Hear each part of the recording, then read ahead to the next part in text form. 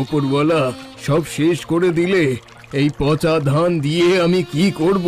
পাওনাদারদের মুখ দেখাবো কি করে?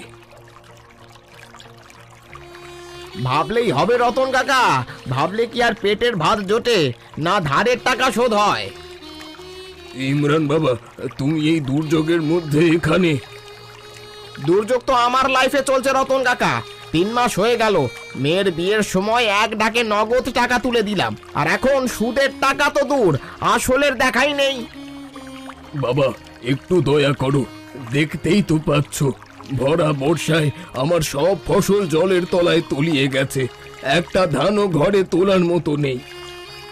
ওসব অজুহাত আমি অনেক শুনেছি। ফসল নষ্ট হয়েছে তো আমি কি করব? আমি ব্যবসা করতে নেমেছি, দান ছত্র খুলিনি।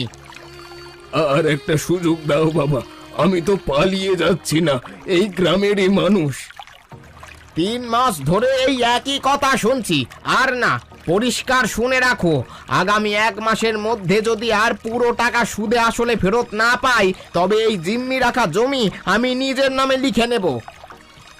না না ইমরান বাবা, এমন সর্বনাশ করো না, এই জমিটুকুই আমার বেঁচে থাকার একমাত্র সম্বল, এটা হাতছাড়া হলে আমি মরে যাব।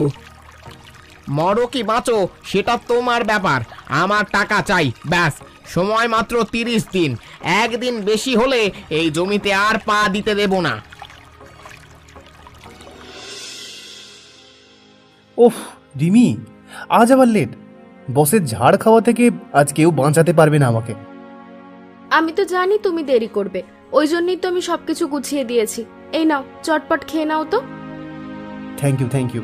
তুমি পাশে না থাকলে যে আমার কি হতো। আচ্ছা শোনো, ব্যাগ তো প্রায় গোছানো শেষ।